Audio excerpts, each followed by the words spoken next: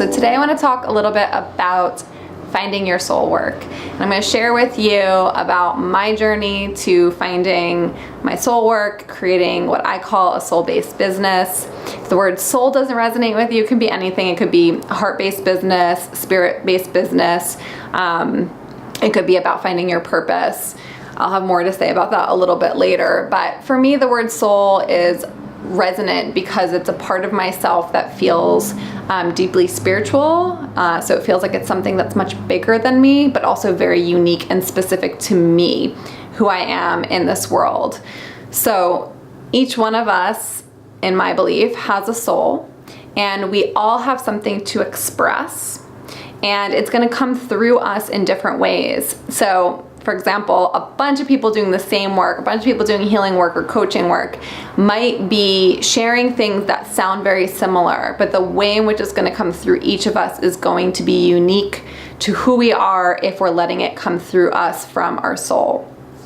So I'm going to share with you today a little bit about my journey finding my soul work, and I will also share with you some of my failures in the past, the kind of murky way that I found my way here, and then I will end with just a little insight for you if you're somebody who's looking to create a soul-based business or find the work that you feel you're here to do. So I always had this feeling that there was something in me that needed to come out, and probably from a very, very, very young age, but the world around me didn't really support that. You know, I never even heard the word soul. I don't remember the first time I heard the word soul. My sensitivity wasn't really honored. I was always a very creative person, and that was definitely honored in my family. But, you know, there were no real models around me for finding my purpose and like creating this life that was very unconventional, which is what I ended up doing. I ended up becoming a partner in a premium denim store in Philadelphia because I was working at a coffee shop and meeting a lot of really cool people who were coming in, and this one woman that I would chat with was like, oh, I feel like you need to like meet my friends. So I went and I met her friends, and we hit it off right away, and they were opening a premium denim store and they wanted me to intern. So I was like, I literally had just graduated, and so I was like, sure. And so I started interning and became really, really close and very good friends with the owners. And I ended up becoming so involved in the company that I became a partner. And I was like 22 years old at the time, running a premium denim store in Philadelphia. Had no idea what I was doing. I didn't know anything about premium denim at all, was really not into fashion, but learned a lot through the experience. We ended up getting robbed at a certain point. I ended up investing like $17,000, got into like major credit card debt. And for me, I ended up feeling completely stifled. There were a lot of fun parts in running the business, and I learned a lot, but I started to recognize that I hated being there all the time. So like running a store meant that I had to be in early, I was there all day, I was managing a lot of things, and then I had to be there in the evening. I think our hours were like 12 to 7 at night or something. And so it was like getting there at 11, commuting there, and then, you know, closing up and everything at 8. So I felt like I was spending my whole day there. And this was like the beginning for me of recognizing that like I'm really not somebody who's built for like being in an office or like a confined environment for long chunks of time, every single day, day in and day out. So the same store, the same owners and partners, we had a clothing line called Vintage Blue, and it was my friend's clothing line. She created the concept. It was totally her thing. She asked me to start doing graphic design work for her, and I did, and we had a lot of fun, really good business chemistry, friendship chemistry, and I ended up becoming a partner in the clothing line as well. So here I was in my early 20s running a premium denim store, brick and mortar, and then clothing line where we were like going to trade shows in Vegas and pitching to Macy's, stuff that was like pretty cool for me to be learning, but not where my passion was. And I ended up, you know, deciding I really didn't want to run the store anymore. We ended up closing the store. And then I was starting to feel like I don't really want to do the clothing line anymore. And that was all, you know, happening at the same time as I was growing as a person, and I was really delving into my spirituality and starting to explore and contemplate different things. And I started to realize like I don't really care about fashion, not in the way that this would be something that I'm here to do. And so that feeling that I'd always had, that I'm here to do something, but this isn't it, was like very strong. And so I was really grappling because I was very attached to Vintage Blue and working with my partner Liza at the time, because we had committed so much of ourselves to it, you know, like spending weekends and nights and like working really hard on this thing that we loved, and we loved doing it, and we loved you know, being creative together and creating anything we wanted. So it was a really good, healthy experience for me, but ultimately I decided that I needed to let go of it in order for me to discover what it was that I was here to do. And so I decided to leave, and I started to do graphic design work full time. I knew that graphic design wasn't really like my sole passion, but it was something that I liked doing. I was interested in it. I felt like I was good at it at the time. And I enjoyed working with some of my clients. And so I did that work for many years. I did freelance graphic design work. That was like my full-time thing. And then on the side, I would create, you know, some other side business and like see, as Chris Gilbo would say, a side hustle. And I would see what would come of it. I mean, I did marketing companies with friends, and then my brothers and I created like some product. I think I was being an asshole, so like that didn't end up panning out. Oh, and then I ended up creating Pig Food Bakery. I was really into organic food at the time. It wasn't super popular back then, and I went to Whole Foods and I was like, there's only one brand of organic cookies. And so I started to bake organic cookies and sell them to coffee shops in Philadelphia. I had like actual packaging and printed the labels and like had a sealant and all of that. And then I realized I hate baking. I'm not a baker. I like coming up with ideas. And so all of these businesses and projects and things that I was creating were incredibly helpful because they taught me to take risks. They taught me that I could try something and I could walk away from it if it wasn't the right thing for me. And I learned a lot from all of the different things that I tried. So I was living in Philadelphia at the time, living with my brother Matt, and I was traveling, and he calls me up and he's like, I'm gonna move home. I wanna save some money. And I was like super pissed because I couldn't afford to live on my own, and I loved the apartment we were in. I didn't want to get a random roommate, and so I begrudgingly moved home. And during that time, I ended up finally being like, all right, stop complaining and making this a horrible situation, and like, what can you make good about it? And so I ended up being like, all right, I'm just gonna like really dig into some of the things that I'm interested in. And at the time it was meditation, it was graphic design, and it was like giving voice to this feeling within me. So that feeling that I was talking about earlier, that like there's something inside me that like needs to be expressed. I don't know what it is. And so I have like documents upon documents somewhere on a hard drive from years of trying to figure out what is this thing in my soul, like what is this feeling that I have, like I just this feeling like I'm here to do something and I don't know what it is. And I would like write down tons of ideas. I would have ideas coming up left and right of what is it that I'm supposed to be doing, and nothing ever felt right. Like it was just like, okay, like that's a cool idea and that would be fun, but it felt like it would be all of these other projects that I had been creating, all these other businesses where it was like not really it. It would be fun and enjoyable for a period of time, but it wasn't like this big thing, this feeling that I had. And so I decided that I would just name it. And so I decided to do a brainstorming session, and I came up with the name Pushing Beauty.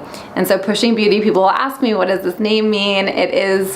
It's the feeling of my soul. And not long after that, I moved to Hawaii. I didn't really do anything. I just like had this name Pushing Beauty. I think I started to create a blog, and I had thought at the time that it would end up being this business that was me finding, I've always been very into like reading and learning, absorbing information. So I thought I would be like creating these really beautiful graphics of information that other people created. And I was working with a mentor not long after that, and he was like, do you think that you're here to share other people's information or share your own information? And I immediately knew, no, I'm here to share my own wisdom. But I had no idea what that was at the time. And I just said like, I don't need to figure it out anymore. I just need to write, and writing has always felt good to me. I didn't consider myself a writer, but I've always been a writer. It was the way that I expressed myself. It came the most naturally to me. And so I just started to write. I was like, I need to write about the things that I care about and the things that feel important to me. I started submitting to some blogs, and some blogs started publishing my writing. I think I started to create some projects. I was like, this is like the beginning of Pushing Beauty. I ended up creating like, I wrote this piece that was like this inspirational piece about like getting on with it and doing things with our lives and not getting stuck, basically. It was, before I'd done any real healing work. And I printed this poster on this beautiful paper, created a limited edition print. It was it was pretty large. I forget how big it was, but it was a large print. But sold them, and still some people that I know have them hanging on their walls, which is kind of cool. And then I also created just these little projects here and there that were just like, oh, this would be fun, I'm gonna do this. This will be fun, I'm gonna do this. They're not things that I would do now, and they don't fit who I am now and what I'm doing now, but they were part of my journey. So I do feel like it's really important, everything that I have done, all of the businesses that I've created, they've, become a part of me in some ways. Everything that I've learned from those experiences have shaped the way that I am able to run my business now from all of that experience. So when I was writing those documents and trying to figure out what Pushing Beauty was, I could have done it forever and I wouldn't have figured it out because I hadn't actually learned the lessons that I needed to learn in my life to do the work that I'm here to do. And that's the point for a lot of people where we get stuck, where we're trying to figure it out with our minds instead of surrendering to what it is that we need to actually learn within ourselves. And through the learning process is all the wisdom. That's where all the juice comes from. So I ended up finding breath work, and there were a lot of different little synchronistic things that led me to this work. And I was very hesitant, or reluctant, as my teacher would say. Was not really interested in doing this work. Did not see how breathwork was going to change my life. And, that's another story for another time, but that ended up taking me into the work that I'm here to do. Not only because I found breathwork and I was here to teach it, but breathwork is a tool that gives us access to our souls. It quiets the mind down enough so that we can hear the parts of ourselves that have been begging to be listened to. And so through that process, I started to write about my experience of learning what it meant to love myself, learning what it felt like to be comfortable in my body, starting to recognize all of these things about myself in my past that I was not clear on before. And so I started to write from a different place. And I actually have an article that I remember writing during this time called Your Soul Has Something to Tell You. And it was when I started to recognize that I had a soul, that's what that was, that me naming Pushing Beauty was the naming of my soul. And this feeling that I always had was actually always available to me, and it was communicating with me, and I didn't actually know how to listen to it. And so through my breathwork practice, through my healing, I started to learn how to listen to my intuition and allow my intuition to guide me. And I've been doing this work for over 5 years, so of course this has dramatically changed over time. The process is growing and deepening every day, every session, every moment. And so, in the beginning of the process, I was starting to write and was getting a lot of feedback from people that my writing was resonating with them. And I was writing about things that were very vulnerable and very challenging for me to write about and share. And that was part of my healing, writing about it and putting it out there. And then not caring so much about what people were taking from it. Being okay with the fact that people were getting to hear about my wounds and my deepest pains. And through the years of doing that, I have transformed so much. Somewhere along the way, I was guided to breathwork training, and this was not an idea from my mind of oh, it'd be cool to be a breathwork teacher. I had no intention of being a breathwork teacher at all. I just kind of followed that little feeling and found myself in a breathwork training and, did a couple different levels, and then begrudgingly posted on my website that I would be offering breathwork sessions, and did a session and did another session, and, suddenly things started to move. And I didn't really know where it was going to take me. It was step by step. So it wasn't this big plan. I didn't have it all mapped out. I wasn't okay, I'm going to pluck this from here and this from here and create this thing. It was very organic. And I'm not saying that it has to be like that, but this was part of the unfolding for me, which allowed it to be incredibly authentic to where I was at and who I am. And so as I started to share more and do more of this work and you know, see the ways that it was transforming my clients and then continue working with it on my own, it became more clear to me what it is that I was here to do. And the way that I would express that over the years would change as I healed and grew. So just to give you another example, a couple of years ago, I decided to teach Danielle LaPorte's work. And she had basically a whole structure where you could basically pay to become a facilitator of her work. You could combine her work with anything else. And so I combined her work with breath work. And I didn't know how I would teach my own curriculum, but I knew that I needed to be teaching. And so it came in at the right time, and I utilized that, and I started sharing the work with people, and it got people introduced to breath work who maybe wouldn't have been introduced to breath work. And at about the 2-year mark, I started to realize, like, this isn't what I'm meant to be doing anymore, and I need to let go of this. It doesn't really resonate. And that's another story for another time as well. There were a lot of reasons why I didn't feel that work was aligned with what I'm here to do anymore.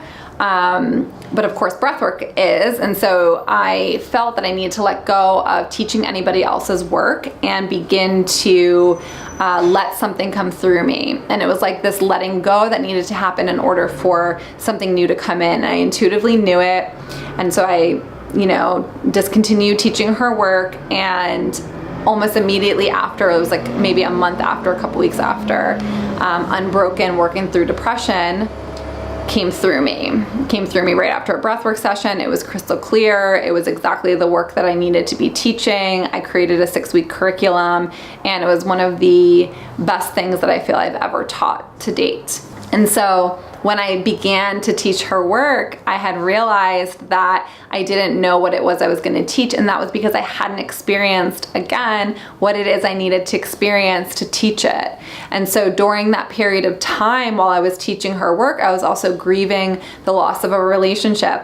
And I sunk into a very, very, very deep depression, which you can learn about in some of the other videos. And I learned so much about myself. It was my greatest healing moments so far in my life. All right, so now I'm sure you want to know about you. How does this apply to you? Well, I hope that through my story, you've maybe taken some nuggets, some things that maybe resonate with you or can apply to you. But specifically, I would say be patient. So the more we're trying to force something to happen, the less likely it is to happen, and the further it is we get from what it is we're here to do. That's my feeling, at least. The more that I would try to like make it happen, try to figure out what it was, like, you know, spend all this energy figuring it out, like literally the words, if you are finding yourself saying, I'm trying to figure it out, or I need to make it happen, you know, any of those kinds of things where it's about forcing it and pushing it, I would just step back and start to listen, start to get quiet.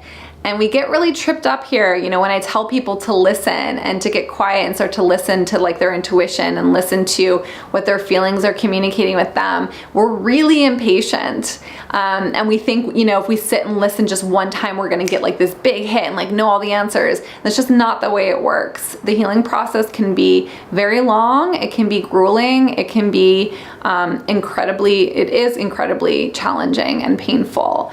And so, you know, through your perseverance and dedication to yourself, the payoff is that you get access to the wisdom within you. And that wisdom comes through that hard work. So I'm not saying that, you know, this is the things that you're here to teach and to share and to do with your life are not going to look the same way as me, but your journey through the things that you're avoiding are going to give you a lot of information about what it is you're here to do.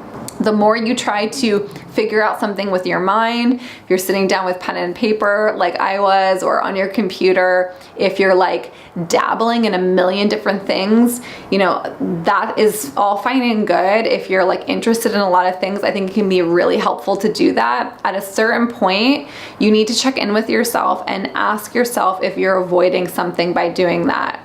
There are people that I know who are doing new workshops every single weekend, every single healing modality they find, they jump on it immediately, but they don't actually stick to any one thing. And so it really, I think, requires us to pick one or two things. Maybe it's more for you, to each its own. You know, you can take what I'm saying with a grain of salt. This is how I feel about it. It can be an avoidance tactic to just try working with everything possible. Like, this might have the answer and this might have the answer, but really the answer is within, and it's through committing to the things that make us pretty uncomfortable oftentimes that give us access to that, to finding those answers. So my tool is breath work, and breath work is an incredibly powerful tool for getting the mind to begin to be quiet. And if you're somebody who says that, you know, you just happen to have one of those minds that can't quiet down, I will tell you, I had one of those minds for a very long time that felt like it was taking over. And my relationship to my mind, to my body, to my spirit, to my soul, to my heart, all of those things have completely transformed, as well as my relationship to myself, my relationship to other people, my relationship to life itself, my relationship to my spirituality. All of those things completely changed through breath work. And it was not through one session, it was not through 2 or 3 sessions, it was through years of work. And that has gotten me to where I am now, which is to say that it's a process that gets better and better and better and richer and juicier. But with only a couple sessions, things already started to change for me. So I started to recognize after a couple of one-on-one breathwork sessions with a teacher, I was starting to notice changes in my life. And so the payoff is going to be, you know, can be pretty immediate, but the whole life transformation, you know, that is going to take some time and some dedication. So you can use breathwork as a tool to begin to hear the deeper parts of you that are communicating with you all the time, but your mind just might be too loud that you can't hear it. I am available for one-on-one support if you want some assistance. I will not promise to help you find your purpose, but I will guide you into the inner work you need to do to begin to hear the wisdom that's within you. So if you're interested in working with me one-on-one, you can learn more in the links below. Thanks so much for being here with me. It was fun kind of reliving some of that journey. And if you have any other questions, I'd be happy to make another video on this topic. There's a lot to go into. I might be having a workshop on it in the future. If you resonated with any of this, I would really appreciate it if you like this video and subscribe to my channel so that you get the updates when the newest videos come out. Thank you so much, and hope to see you next time.